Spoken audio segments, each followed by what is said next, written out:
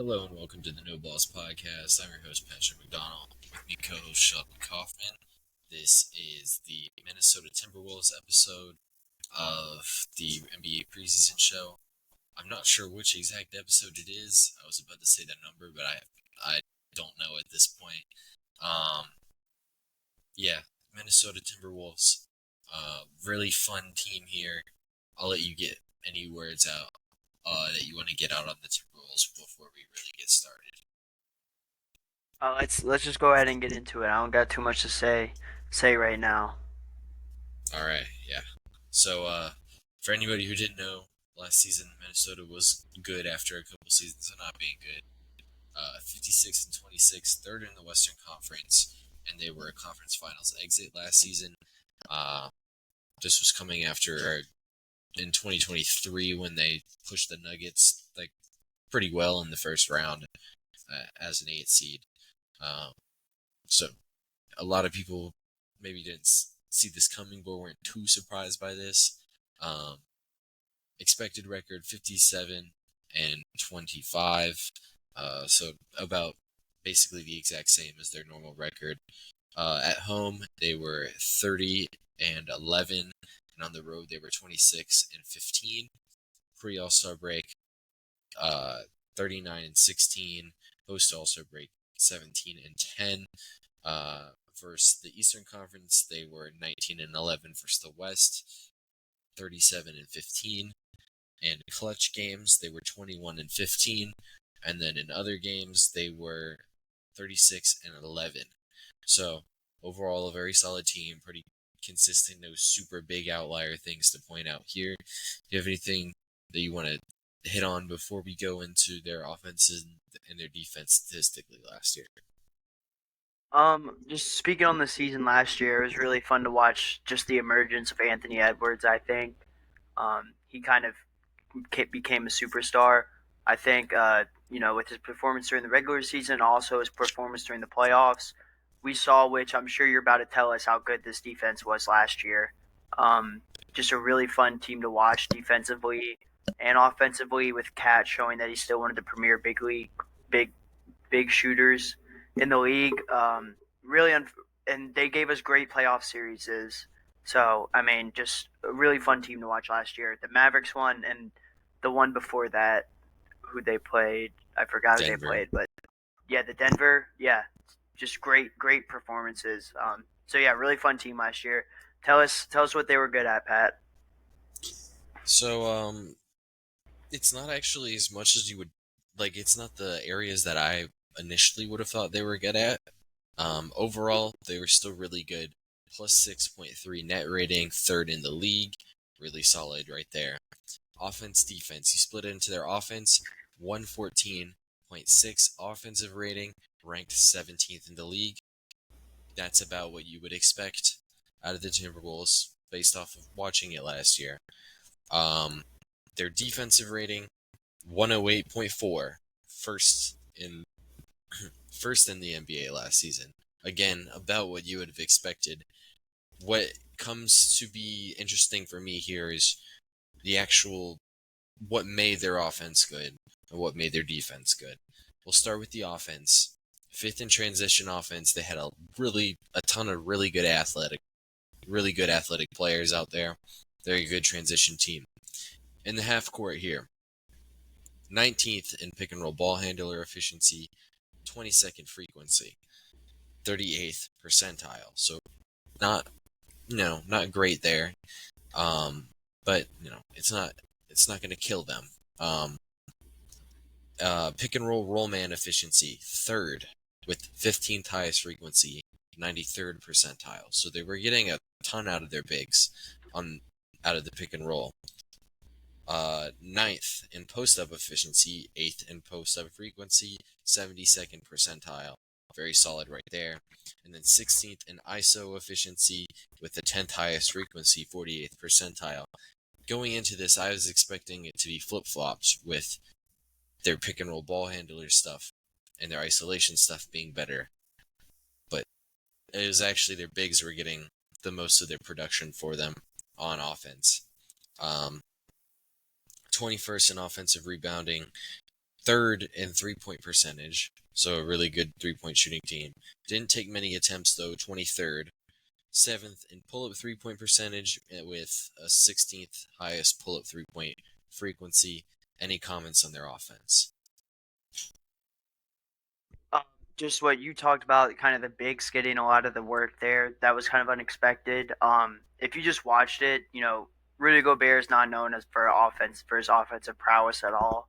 But when he's running that pick and roll, he's getting the ball like 2 feet, 3 feet by the rim, where all he really has to do is just throw it off the backboard. So I think that's where he was effective a lot in their offense, which we'll talk about in the scheme stuff, and also their bigs being able to shoot the ball so well. And Nas Reed and Cat, made those screens with the pick and pop really effective. And also, like you said, just really athletic team in transition. So all those numbers, really make sense to me. Mm-hmm. Yeah, and you had mentioned it with Cat and Reed. Those guys have a ton of skill.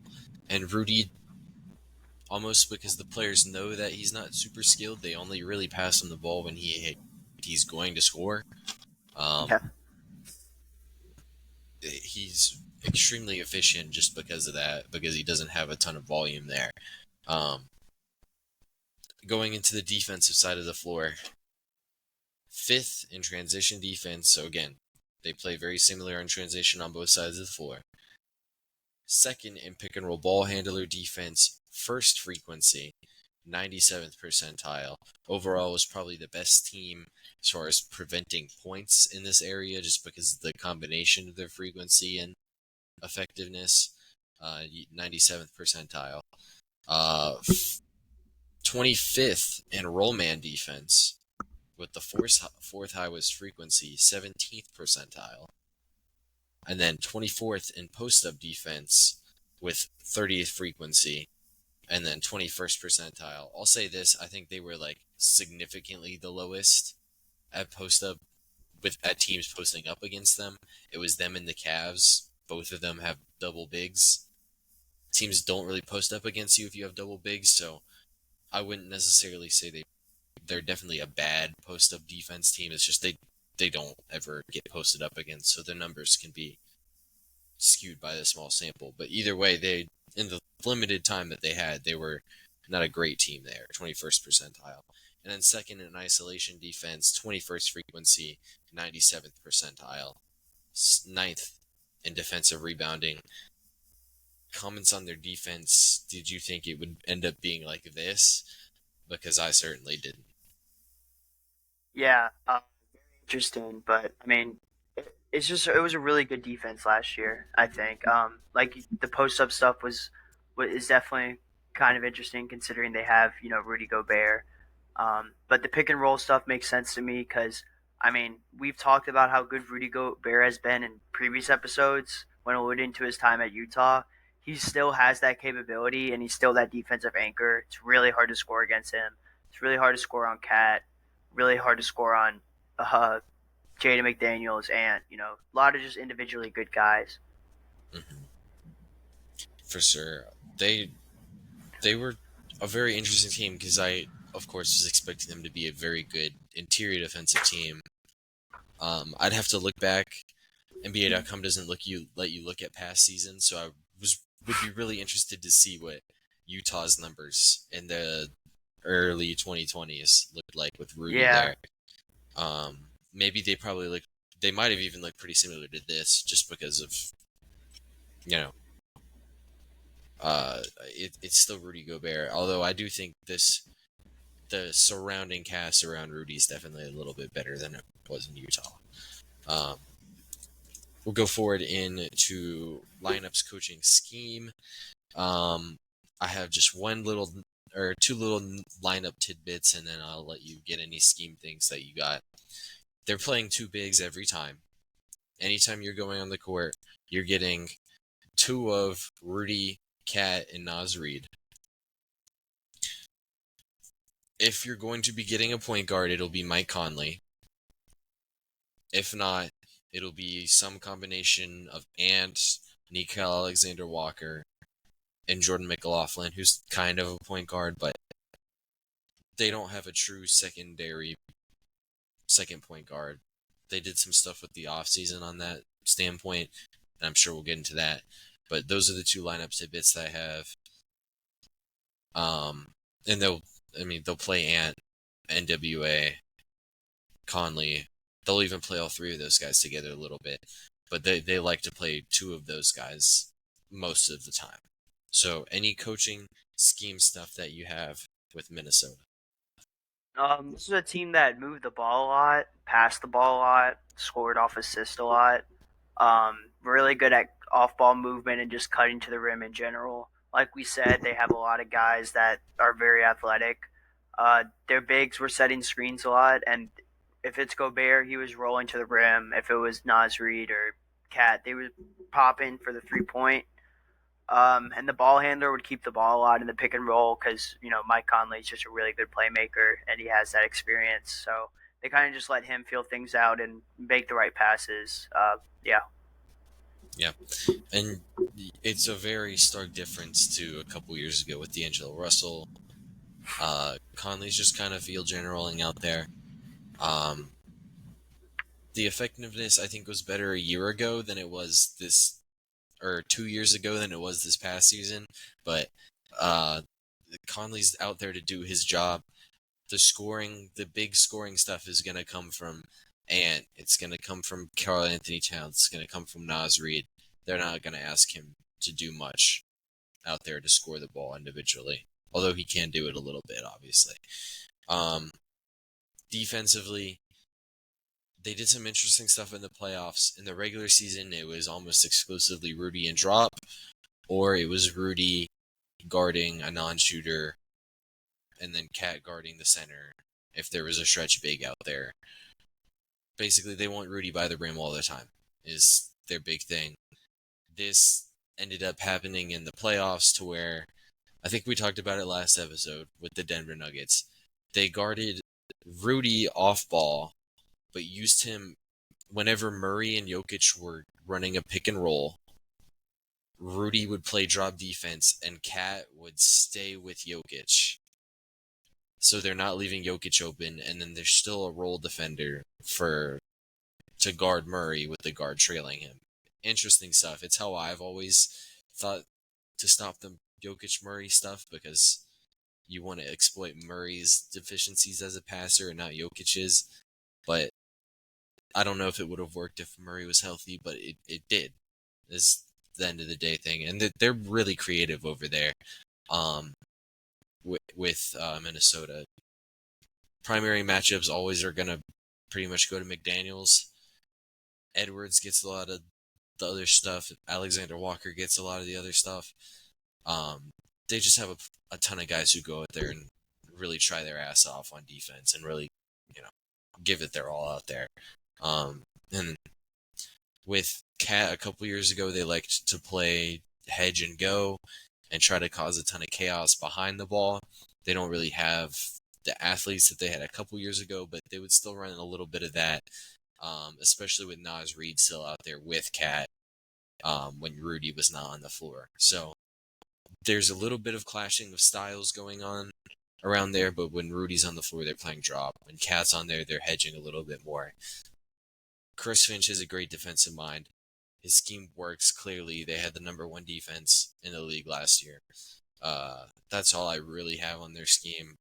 Just basically, it's just a really good scheme defensively. Yeah.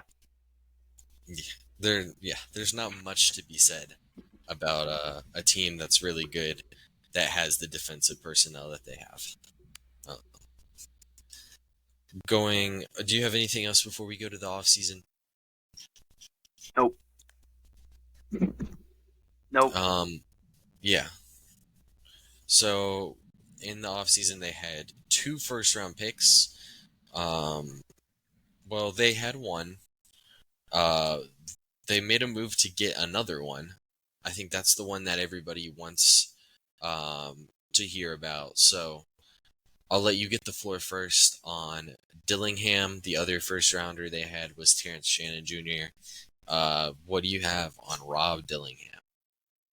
Yeah, well, I like both the guys they went and got in this class, but Rob Dillingham, I think, he was the star at Kentucky last year, point guard. Uh, been listed at like 6'1" to 6'3". I've seen like a lot of heights, but all of them are in that range. He's like 145, 6'3", 15 points per game last year. He shot 44% from the 3-point line. This is a really good guy that really good create your own shot kind of guy. He can do it in isolation. He can do it off the pick and roll. Um, he's also a really good 3-point shooter that thrives in catch and shoots. He shot 44% last year from the 3-point line. I think that's going to translate very well to the NBA level. He's also a really good facilitator. Like you said, they haven't had a true point guard. I think that Rob Dillingham comes in here and really helps him in this situation. About 4 assists per game, but he's doesn't not necessarily. He's also a good secondary playmaker. Not he doesn't always have to be the primary playmaker. He is a little smaller though. That's a couple knocks on him is that he's I mean he's 6'1", 145, so he's might get bullied a little bit if bigger mismatches start to happen. And he struggles finishing around the rim a little bit through contact, and he forces passes. So I think if he can just get a little bit stronger, his game will translate really well into the NBA. Yeah. So the trade that they made to get Dillingham was for a 2021 unprotected first and a 2030 swap. Um, this was to move up to number 8 to get Dillingham. I had said in my trade deadline preview episode from this February that it would be really interested in how Minnesota gets other players onto their roster because with their extension for Ant kicks in this season, Towns and Gobert are already getting 30% of the cap each. Um, I was Damn. it was going to be really hard for them to bring guys in. Um, this is a way to do it. I'm not, you know, say what you want about Dillingham as the prospect, but this is kind of the only way they were going to get a tertiary score was by getting them in the draft because they weren't going to be able to go pay for a tertiary score and they weren't going to be able to go trade for one because that would cost more than a first round pick and a pick swap. Because those guys are proven. Clearly, they like Dillingham to be able to do that. I'm interested in if you had to throw a comp on Dillingham, what would you have schemed up? Probably Kemba. Kemba Walker. Okay, because I was What do you think? I understood why a lot of people like Dillingham. Um, he was probably one of the better scorers in the draft, like top 3 probably. Um, and going into his doing his film work, I thought he was just a pure scorer. He's extremely quick. His handle's elite. His body control is actually really good. So there's a lot of stuff that I do like, and his ability to change speeds, getting into shots, and then to set up shots, I think is actually like the best that I've seen in a couple of years. Um, which will obviously help him to get his shot off, but it was clear that he already needed that in college. Um, and his shot is pretty good despite some of his mechanics being a little inconsistent. I do think that given time, he should still be a really good shooter. Um, and um, his passing was all right, is how I would like to describe it. I didn't think it was good. I didn't think it was bad. Against a defense that's already shifted towards his scoring, he's pretty solid. But I'm not sure if that's going to instantly be there in the NBA. I think he's going to have to earn that respect first. So I'm not sure how his passing would do if defenses aren't keyed in on him. Um, but his control of the ball as well is really good. So I do like him to limit turnovers a little bit. It's just all the positive stuff that I said on him was offensive. Uh, he measured in at 6'1", 160 Oh, at the combine. Yeah, it's way off. yeah. Um, My bad. and he doesn't really have the instincts on defense either. Is my way of describing what I saw in his film. His wingspan 6'3". I think every time somebody would want to discount Dillingham, they would say how many players in the NBA at a given time have this frame, and it's like three, right? Three successful ones. Um, I don't know. I'm not. I thought number 8 was a little rich for him, but I do think he was a lottery talent. Um, and if there was, this is the place that Minnesota could get this type of a player. So although I am sounding a little negative on Rob, um, I think he clearly needs to get stronger because 160 pounds is not going to play in the NBA. But in a year or two, I think this guy could actually be paying real dividends on a really solid Minnesota roster. Um, so if they develop him to become a point guard, is what they need him to develop to become to, then I think this is a great pick, and I really like Rob. Did you get anything on Terrence Shannon? Yeah, I did. All right, give me the Terrence Shannon. So Terrence Shannon, I actually liked him a lot in college. He was at Illinois, point guard for Illinois. I think he played point guard primarily at Illinois, right? Yeah, he's probably more Yeah, of a wing in the I NBA, see but him. yeah, Yeah, I was about to guard. say. I think he's going to be a wing here in the NBA. Lots to like about Terrence Shannon right here. 6'6", he's 220. 23 points per game last year. He shot really good finisher around the rim. He had a really explosive first step, really quick. He got around defenders very easily. He was constantly getting rim pressure. Really good just at attacking the rim and scoring around the rim. That rim pressure also led to a lot of opportunities for his teammates. Just kicking out, passing it, kicking out for threes, getting a lot of the defenders on him. Um, and he can shoot. I think he shot. I don't know if it's going to translate that well. I think it does need to get a little bit more consistent. He shot 36% last year in college. Not really his strong suit, but it is there. He makes bad decisions in traffic, so he still does need to prove on the playmaking part. But I think if he does go to more to that wing role, that it won't be that much of an issue in the NBA. And he did struggle at times going to his right. He's left-handed too. Um, Mhm. but and when he was forced right, he did, and he was a little shaky. So yeah, Yeah, so that's what I got. I think he's really interesting as a prospect. 6'6" frame is really intriguing. Um, I'll get the height and length, or like the length. You said he was 220. Yeah, Um, he's a 6'8" wingspan. 6'8" wingspan. Yeah, so Yeah, NBA wing length and strength. 3-point shot on 7 attempts a game is why I really do like his shot going forward. Was 36%. The percentage isn't great, but he has a ton of attempts there. Uh, Getting a ton of free throw attempts, shot 80%. For his college career, shot near 80% from the free throw line. I generally do think the shot's there. I don't see any huge mechanical flaws with him. And this is just a guy who had a ton to do on offense last year. A lot more pull up attempts, I think, than he should probably be shooting in the NBA. I think if you scale his roll down to a catch and shoot wing, I think he could shoot 37, 38% from three. Um, I do like him maybe more than Rob to contribute this next season, but obviously Rob I think has a higher ceiling as a player. Um, and he's got the on-ball reps in college, so maybe there is a ceiling, or at least there's not as low of a floor in the NBA. I think he'll be a legit NBA wing, I think. And he's also 23 years old, or at least close to. He played 5 seasons in college, 2 at Illinois and 3 at Texas Tech. So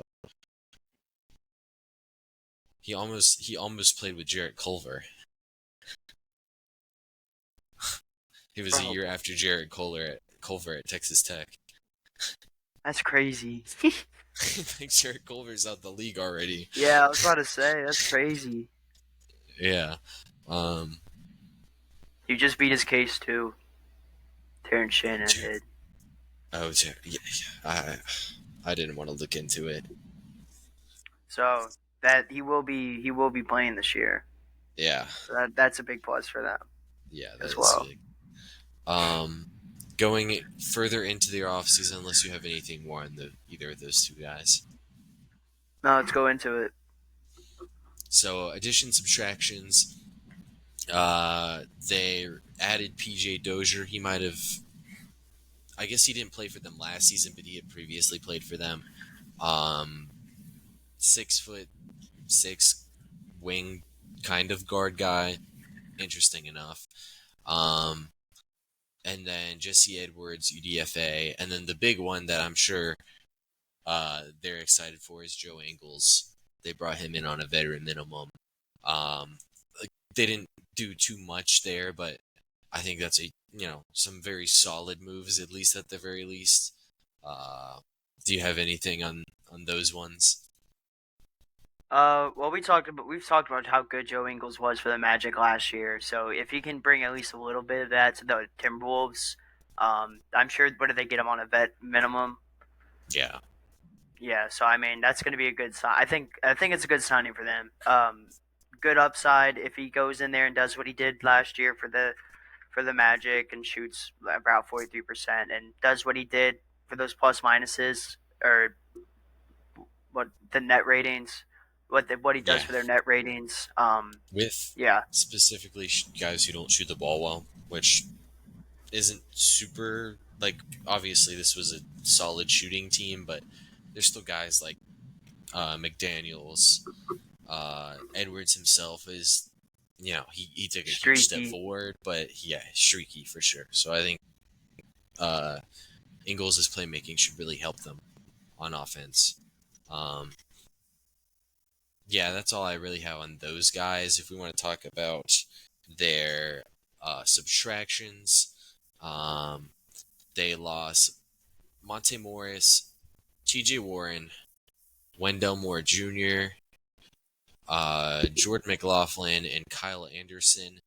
I do want to highlight two guys here, Jordan McLaughlin and Monte Morris. I'd mentioned before they barely played backup point guards.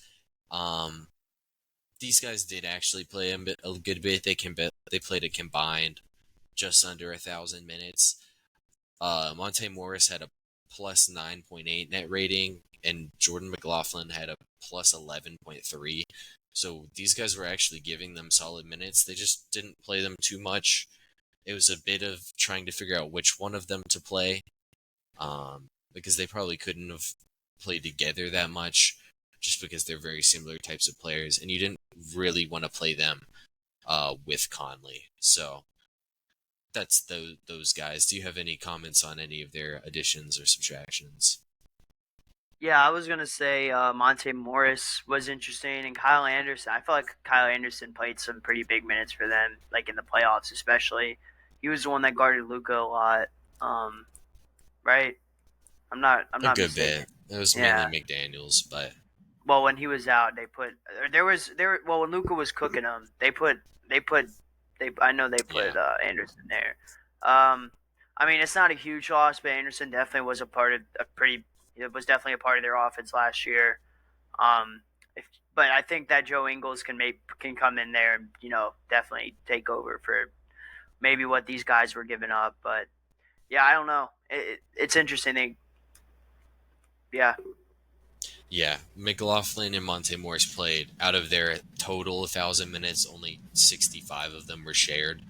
So that would be like 120 of them. So like 12% of the total minutes were shared. Um, they basically just rotated those guys as their almost backup point guard because at the end of the year they kind of just ditched it and went with what they did in the playoffs with Nickel Alexander Walker and Edwards as their backup point guards. Um, and yeah, Monte Morris didn't even play with Conley that much, and McLaughlin didn't either. So it was, you know, they're losing backup point guard play that was really solid last year. Uh, they wanted to bring in Rob to do that. It's a fine thing to do. Um, that pretty much sums up their off season. Uh, one, every episode I have these like notes that I like to take on these guys. Um, overall, their lineup data. So the first one I have here is talking about the fit with their bigs. So to start, obviously they had their big three bigs: Naz Reid, Rudy, and Karl-Anthony Towns. Karl-Anthony Towns was a plus 8.2 net rating, Naz Reid a plus 5.5, Rudy Gobert a plus 7.9. Overall, they had a plus 80 or 108 defensive rating when Naz Reid was on the court. Naz plus Rudy Gobert plus 105. Naz Reid had a better defensive rating than Rudy last season, which was really surprising to me, but um, they got better with Naz plus Rudy. I don't know if, oh shit, he might have had a better offensive rating than Cat. If not, it was very similar. Either way, when Naz Reid was on the floor, it was a 113.7 offensive rating. With Cat and Naz Reid is a 116.1.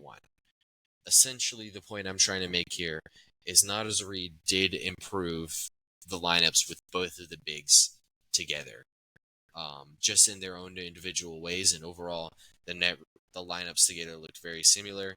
Rudy plus Cat plus 9 net rating. Um, Naz Reid plus Rudy Gobert a plus 7.6 net rating.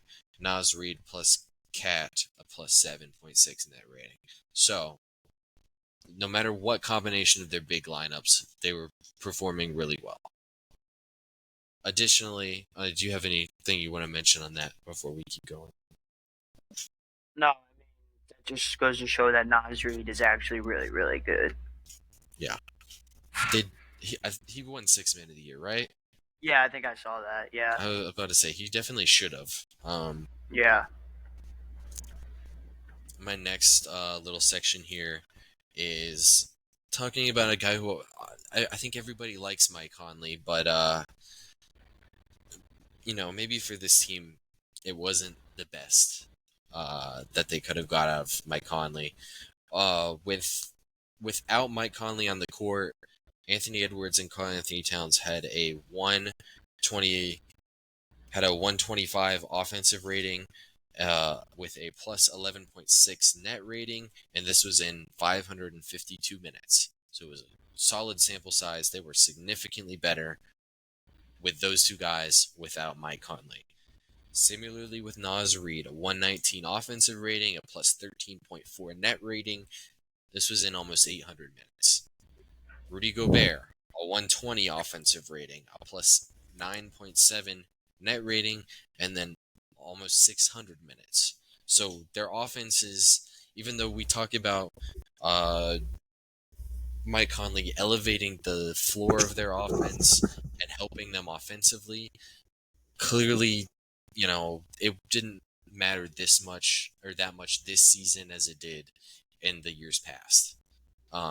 Do you have any comments on that? No, I mean, not really. I don't have anything to say. Yeah, it's very It's interesting, yeah. because my basketball mind tells me that they do need a traditional point guard out there, and we'll get into it with. Oh, I can never remember these divisions. Is Phoenix in this division? Nah. Yes. No. Portland and OKC are. All right. All right. We'll get into it in the Phoenix episode. Either way, I would generally think that they need a point guard. Clearly, for them, they didn't really perform better with the point guard out there or not. Um, if I had to theorize a reason, it's because a lot of the passing reads they need their guys to make are easier ones because of the level of their big play, right? A lot of guys can hit the wide open Rudy Gobert pass. And even if you did have to throw a difficult pass to Rudy Gobert, I don't know if he catches it. Um, and that sounds like I'm hating on Rudy Gobert, but like, you know, I think he gets too much hate. He's a really great player. But, and then like Towns and Naz Reid, a lot of the time they're just wide open, right? Yep. So I don't know. Maybe that is my reason of thinking this. I'm not sure if that would be validated in the film. Um, I wish I would have watched the film after I had gotten these numbers, because then I could have looked for it. One other thing, you had mentioned the loss of him. Kyle Anderson, overall last season, had a plus 5.6 net rating. That was actually not good with their bigs. It did get a little bit better with Naz Reid out there. Naz Reid and his net rating increased by 0.3 points, so decent. Rudy Gobert's net rating got worse with Kyle Anderson on the court. So originally Rudy was 7.9 with just Rudy Gobert on the court. Without Kyle Anderson, with Kyle Anderson on the court, it's a plus 5.12. So it's almost a minus 3. Cat out there, it is almost a minus, or it's a minus 3.2. So Kyle Anderson Kyle Anderson did not elevate the play of their bigs. And it's looking like they're going forward to playing a lot of basically exclusively two of these guys at a time. Uh, Although he didn't hurt the Naz Reid lineups, but the Naz Reid with those other guys on the court is a lot better than Kyle Anderson and Naz Reid. So that's generally why I feel they let go of Kyle Anderson. And you saw in the playoffs last year, teams are just letting him shoot. I don't know how many guys you can have that do that you just let shoot on a good NBA team. So, yeah, that's all I really have on Minnesota. I think it's a really interesting team. Do you have anything before we get forward to lineups and predictions for the season? No, we can Okay, go ahead and get into it. the lineups for the season. Oh, you want me to go? Yeah, I'll let you go first. I mean, I think they're gonna pretty much do what they did last year with Mike Conley and Jaden McDaniels, Cat, and Rudy Gobert. Um, yeah. I agree. If it ain't broke, don't fix it is my kind of thing. You Yeah, have, I mean, McDaniels was first team All NBA. Um, you know, yeah. yeah, or first team all defense, but yeah. That's what I meant. Con- All defense. yeah, I do think that they at least roll into the season with that as their starting lineup. Conley signed for this year and the next year at 7% of the cap. It's a solid deal. So even if he doesn't perform to the level he did 2 seasons ago, it's not a bad deal, and I see them at least keeping him as their backup point guard in that situation. I could see it later on in the season, Nickeil Alexander-Walker starting. Um, Other than that, I do think their lineups are pretty cut and dry. What do we think about their bench depth with other guys besides Naz Reid, obviously being their bench center? I mean, I think you go Joe Ingles, next man up. After that, or nah, probably Neil Alexander Walker after Nas Reed, then Joe Ingles. Um, they have a guy, Josh Mignot at power forward. I don't really know too much on him. Um, but maybe that's a spot you could see. Maybe Terrence Shannon Jr. getting a spot. I don't know how high they're on it. I don't know how high they are on him, or if they're going to start him off like getting it being in the rotation. Um, so I don't know. What do you think? Yeah, so they have Minot He's in the third year of his rookie deal. He could get some playing time. I've seen a lot about Minot. I don't really see it with him quite yet. Oh well, they have Leonard Miller, um, who he was a second round pick a couple years like last season actually. He was a guy who could have gone in the lottery for a lot of people. He's in the second season of his NBA career. I think he's going to probably get a good bit of time for them. Um, Minot and Miller, I think a lot of Timberwolves fans like them to get a bulk of those minutes. Obviously, it's going to be Ingles. I like Terrence Shannon to jump right away into the lineup, and I do think if they want a bench point guard, they're going to go to Dillingham, obviously. So I'm more interested in what they do with the wings. In the playoffs, maybe they roll away from Dillingham, but uh, we'll talk about that in the playoffs, obviously. Um, but for sure, I mean, they have a solid top seven for sure. So you fill out those other two rotation spots, and they're looking very solid. Um, we can now go forward to predictions. Offensive MVP, defensive MVP, X factor for them. Do Yeah. we? Yeah, you go What? first. You go Okay. first.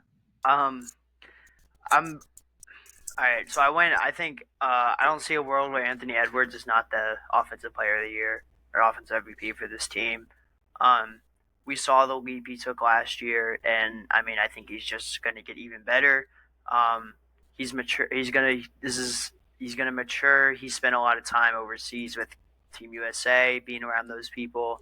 I think is really good for him. I think if he just improves his 3 point shot and just his shot in general. I never think his shot is going in when he shoots it, but that's just me. But I think if he improves his shot, he can really take this team to the next level as well. Defensive player of the year, I think you can go two players here. I'm gonna go ahead and go Jaden McDaniels because he's kind of their Swiss knife defensively, just because he guards all the best players and he can pretty much guard anyone on the perimeter. Obviously, the other guy would be Gobert. X Factor,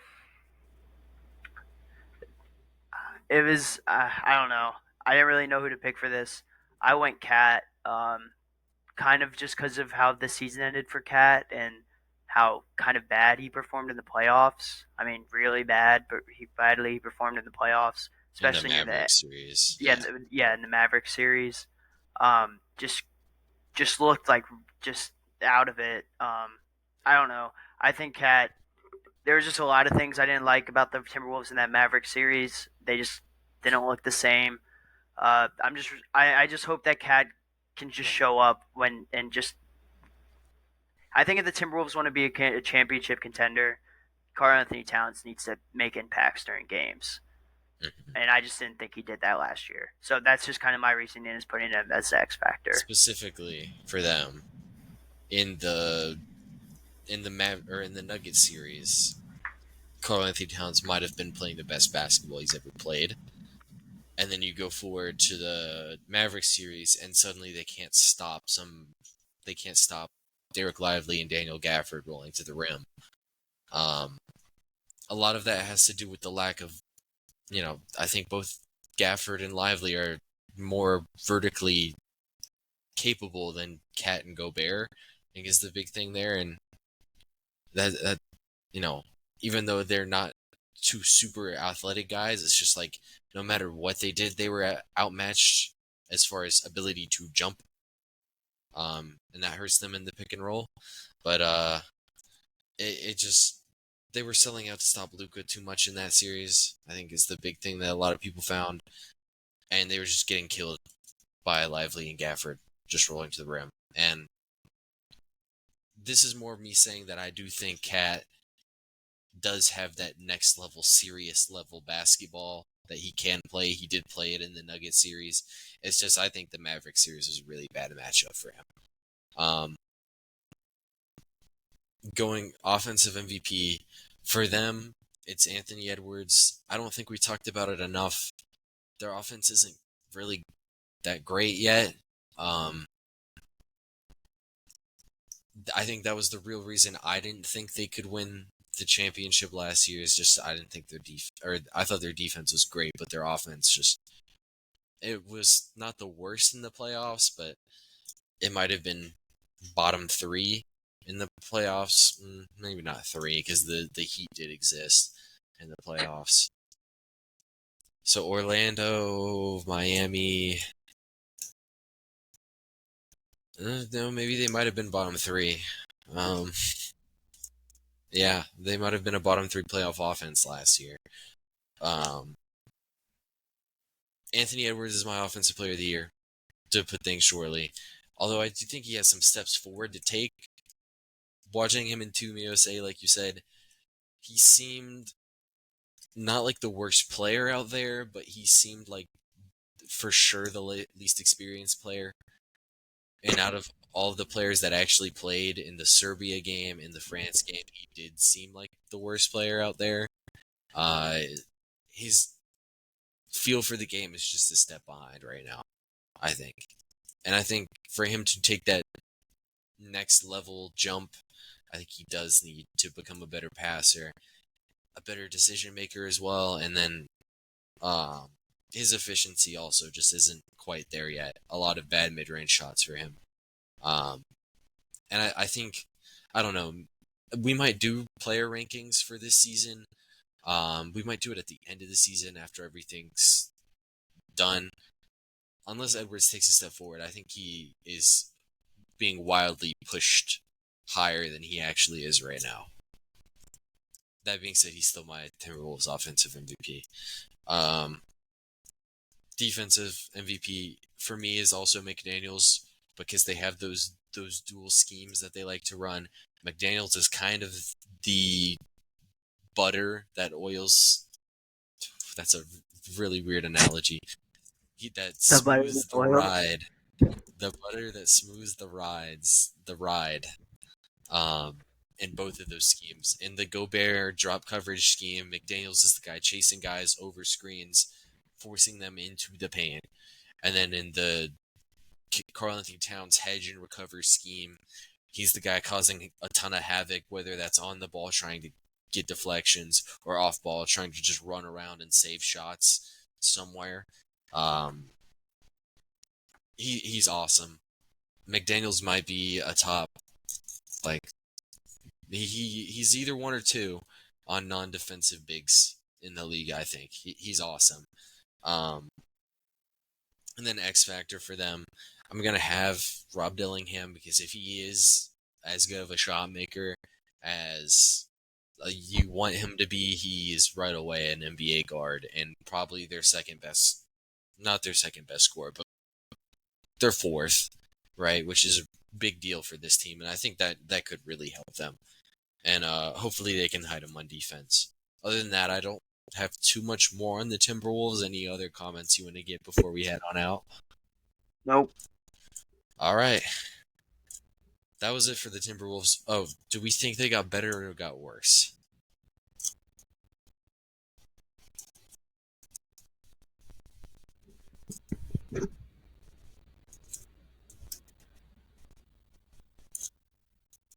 I don't know. I'll I'll say they got better. I'll say they got better because of what they I, did in the draft. I'll say they yeah, got better. I'm gonna hold them at the same right now. Um, Yeah. they didn't.